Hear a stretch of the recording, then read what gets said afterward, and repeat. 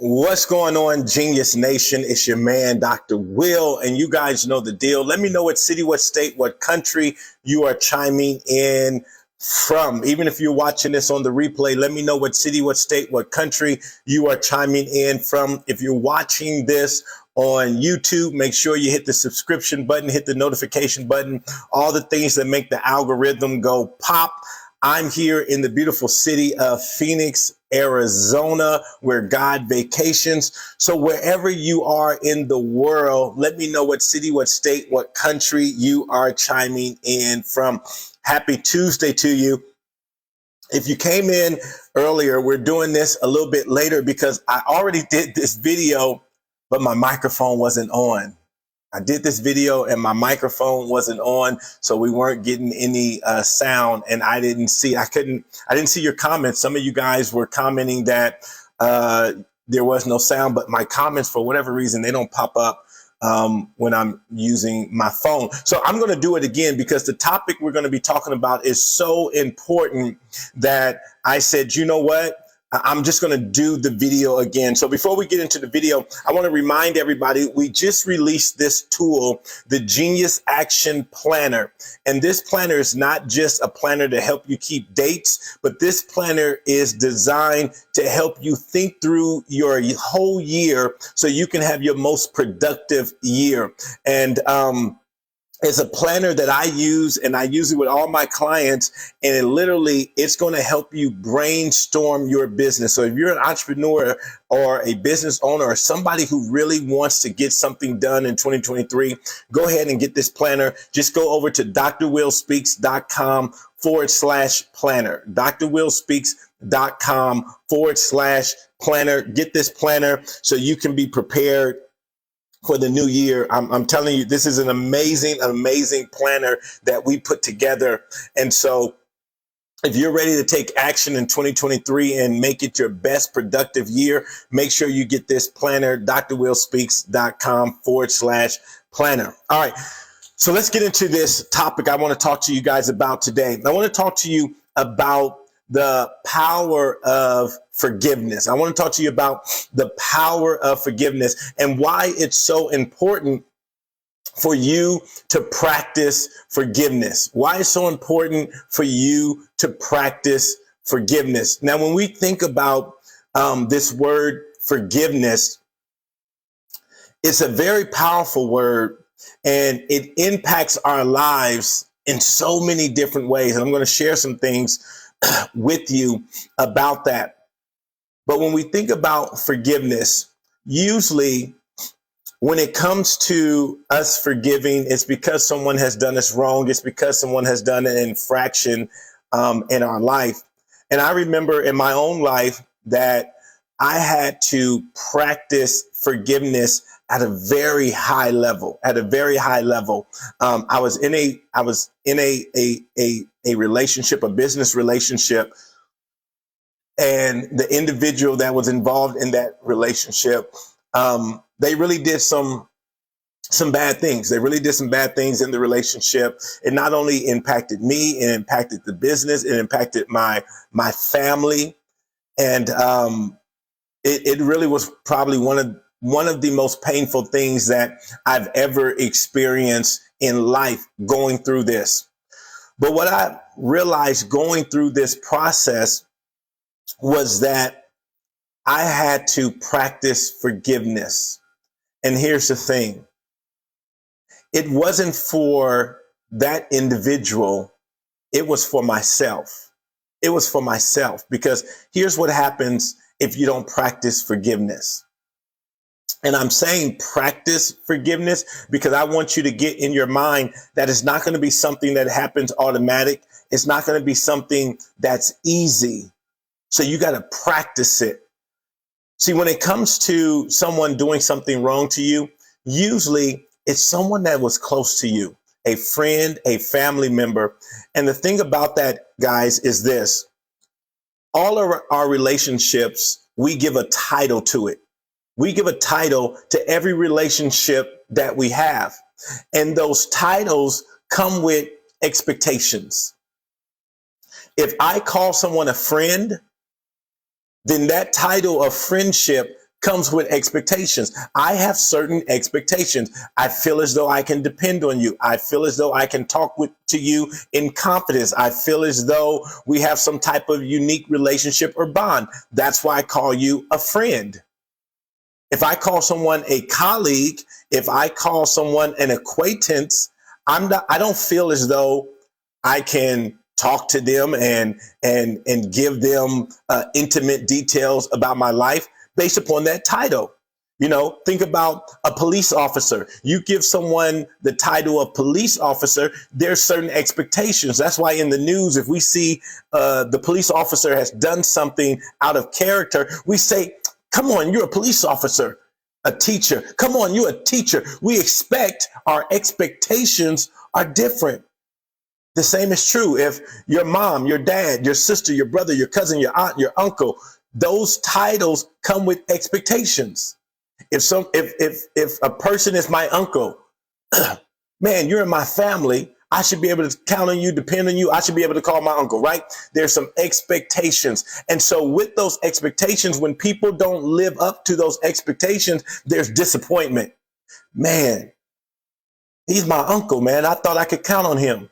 Man, he's my friend. I thought I could count on him. Man, she's my friend. I thought I could count on her.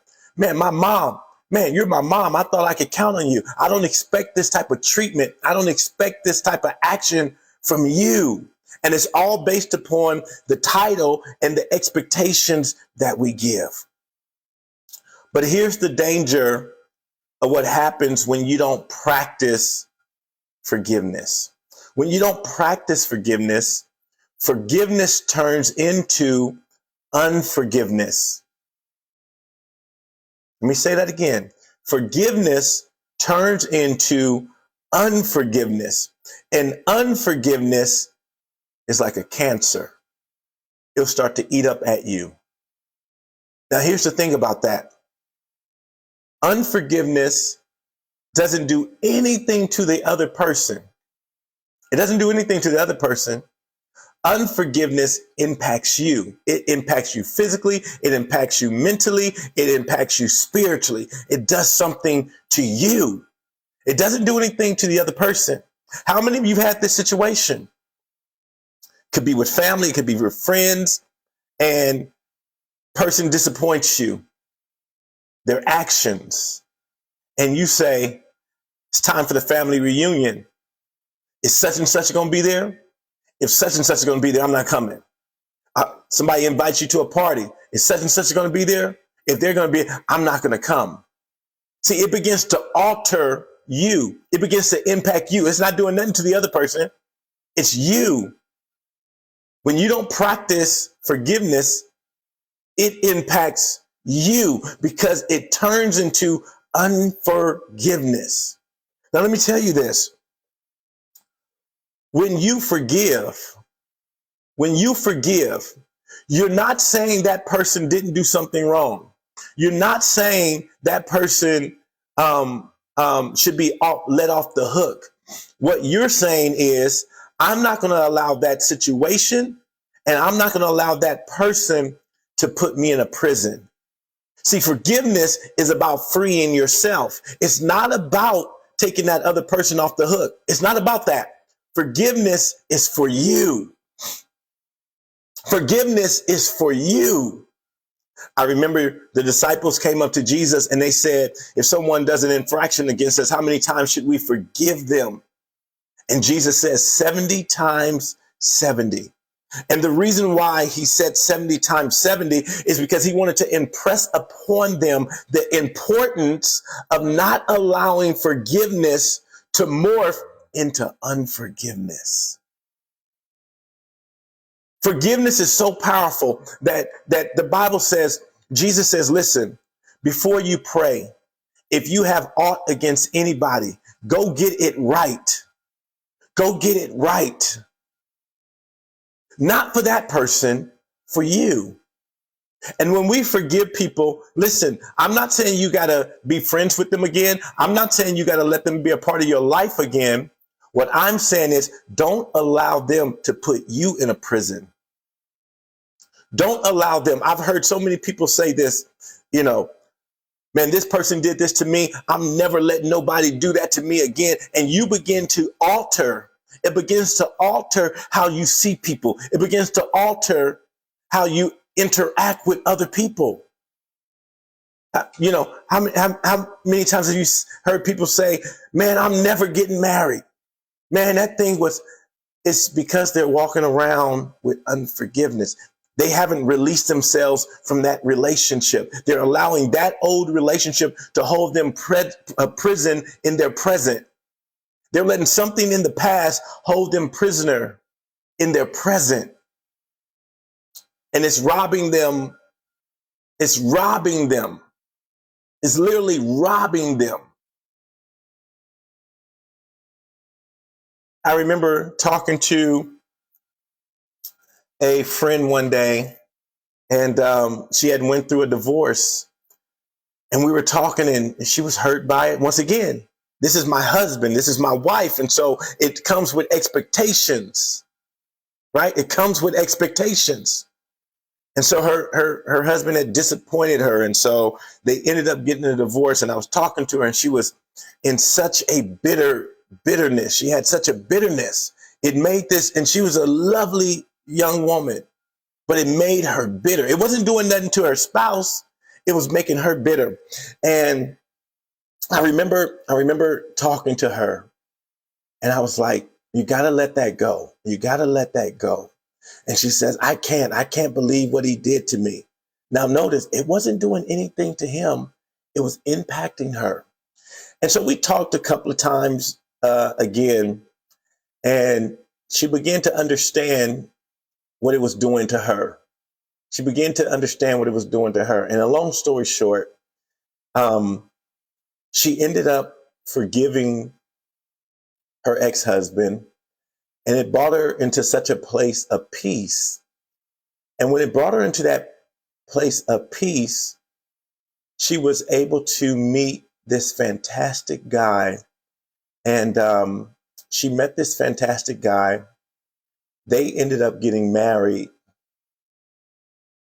And maybe about 5 years into the marriage, this new marriage, she ended up getting sick. And she was sick for a little bit, for maybe about a year. And then, unfortunately, she ended up dying. And my point is, she didn't know that she was going to end up getting sick. And I can't imagine her having to go through that time of her life without having somebody there to talk to, without having somebody there to love on her, to hold her hand. And as she went through that trial, she says, Will, I want to thank you so much, because if I wouldn't have let that go, if I wouldn't have practiced forgiveness, this amazing man wouldn't have came into my life, and I wouldn't have had the experience of this amazing marriage that I now have. And I wouldn't have had the experience of going through this with someone I love. She says, I can go through this because I'm going through this with someone I love. And if she would have never practiced forgiveness, she wouldn't have opened up her heart again to even think about being in this relationship. And so my challenge for you, if there's anybody, see, nobody is worth it. Nobody is, listen to me, nobody is worth, listen to me, no one is worth you not forgiving. Why? Because it's not about them. It's about what it does to you.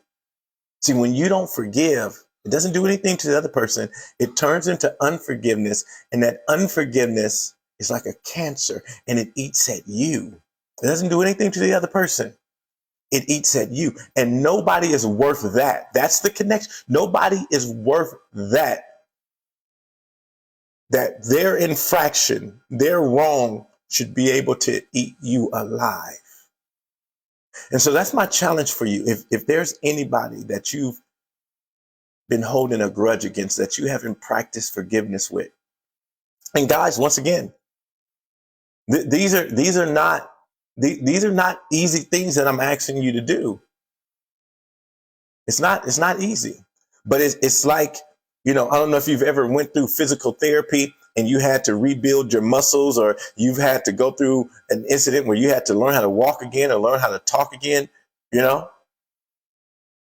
That's what this is like. Some of you're going to have to learn to love again. You're going to have to learn how to let people in again. It's like therapy, working that muscle, working that friendship muscle, right? Because you maybe had a friend that, mistreated you. Maybe you had a parent, a sibling that mistreated you. So you don't want to let other people in. You think by not letting other people in that it's protecting you from getting hurt again. No. You're hurt. You're already hurt. You're already hurt. You're not protecting yourself from getting hurt. You're already hurt. Well, how are you hurt? You're hurting yourself by not allowing good people to come into your life.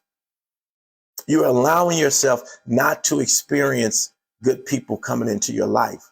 So my challenge for you is to start to practice. Now, once again, let me say this. Forgiving someone is not saying they didn't do you wrong. Forgiving someone is not saying, oh, they have a pathway back into your life. That's not what I'm saying. You don't ever have to talk to them again. You don't ever have to associate with them again. But don't allow them and their actions to become unforgiveness in your heart, where it begins to become a cancer and eat at you. Don't do that, guys. That situation I went through, it was a 15-year relationship, business relationship that unfortunately didn't work out. But what it did do, it educated me. It educated me. I started to see, okay, Will, what signs did you miss? What signs did you miss? A lot of times in relationships, we disregard the truth. And we make up our own truth. And I realized that. And so moving forward, I said, oh, okay, don't make up the truth. Don't let the truth be the truth. And sometimes the truth didn't feel good because you think based upon this relationship, man, this can't be the truth. This person can't think like this. They can't act like this. And so we make excuses and we make an allowance for people's actions. And so that's what I learned from that. I said, okay, moving forward, I got some information that's going to help me to bring the right people in my life. And so now I had to learn, oh, Will, is the relationship reciprocal? And I learned in that Will, you was putting a lot of energy out, but you weren't getting a lot of energy back. And I made the excuse, not the other person. I made the allowance. I made the excuse. And I said, oh, they would have, but this, oh, they would have been there. And I noticed I was always showing up, but they weren't. But I made excuses for it. I didn't take the truth as the truth. When they didn't show up at those special events in my life, I made excuses. I didn't take the truth like, they never show up, but I always show up for them. That taught me a lesson going forward. Oh, okay. I got to make sure relationships are reciprocal. Else I need to watch this. I need to frame it correctly. Oh, I'm calling you a friend, but maybe I'm not a friend to you. And that could be true. Think about that. Just somebody, you're their best friend. You're their best friend. But in your mind, they're not your best friend. And that's not wrong. That's not wrong. But their expectation of you is totally different than your expectation of them. And so you may have to have a conversation with them. Say, I realize that you hold me as your best friend, and I appreciate that. And you are a friend, but this is the category I have you in, because he's my best friend, she's my best friend, or whatever. Because once again, these titles create expectations. And that's when we become disappointed, when people don't live up to those expectations. And so as long as I keep the truth, I can now manage my expectation. I can manage my expectation, right? I have, all of us here on social media, I have thousands of followers, right? Thousands of people who have connected with me through social media, but I don't feel as though, oh, let me call them up in the DM and ask them to do what I would expect a friend to do. That's not my expectation. That's not my expectation. I realize we have a friendship through social media. But then some of those friendships on social media, then they develop into something more, right? So it may have started online, but then it develops and then it may go offline.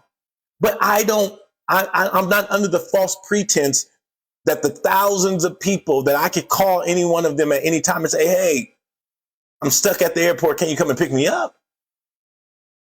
No, that would be that would be the wrong expectation.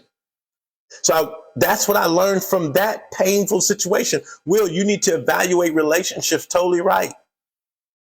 Right? With our parents, with our siblings, everything. But don't allow forgiveness to morph into unforgiveness that morphs into a cancer that begins to eat you out, guys. All right, I hope this helped you out, guys. I hope it gives you something to think about. Listen, go out there, as I always say, go out there and be amazing today. Do something fantastic. Go out there and dominate today. And I'll see you back here tomorrow inside the nation. All right, guys, have a fantastic day.